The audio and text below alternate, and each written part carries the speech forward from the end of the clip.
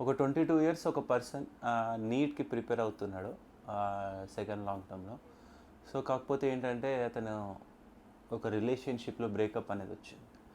ఆ యొక్క డిస్టర్బెన్స్ వచ్చిన తర్వాత అతని యొక్క స్లీప్ ప్రాపర్‌గా లేకపోవడం, డిక్రీజ్డ్ ఎనర్జీ ఉండడం అండ్ మోటివేషన్ లేకపోవడం, హోప్‌లెస్‌నెస్ అంటే నాకు ఏమి హోప్స్ లేవు లైఫ్ మీద అని చెప్పడం, వర్త్‌లెస్‌నెస్ నేనుండి ఏం లాభము అండ్ ఫ్లాష్ బ్యాక్స్ వాళ్ళు ఏదైతే బ్యూటిఫుల్ మూమెంట్స్ ఉంటాయో అవి ఎక్కువగా రిపీటెడ్‌గా థాట్స్‌లోకి రావడం, అవి మర్చిపోవాలన్నా మర్చిపోలేకపోతున్నాడు.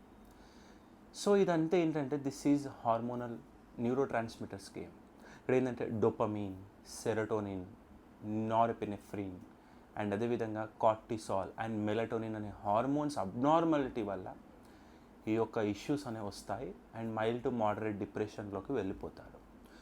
ఇది ప్రాపర్గా ట్రీట్ చేస్తే వాళ్ళు నార్మల్గా బయటికి రావడం. మనం ఈ ట్రీట్మెంట్లో ఏముంటుందంటే కంప్లీట్గా ఏవైతే ఈ న్యూరో ట్రాన్స్మిటర్ అబ్నార్మాలిటీస్ ఉన్నాయో అది నార్మల్ స్టేజ్కి తీసుకొస్తాం. సో పోస్ట్ బ్రేకప్స్ ఈ మధ్య చాలా డిప్రెషన్స్ చాలా ఎక్కువగా అవుతున్నాయి. ఇది ఎవరికైనా అవసరం వస్తే ఈ రీల్ షేర్ చేయండి. Thank you.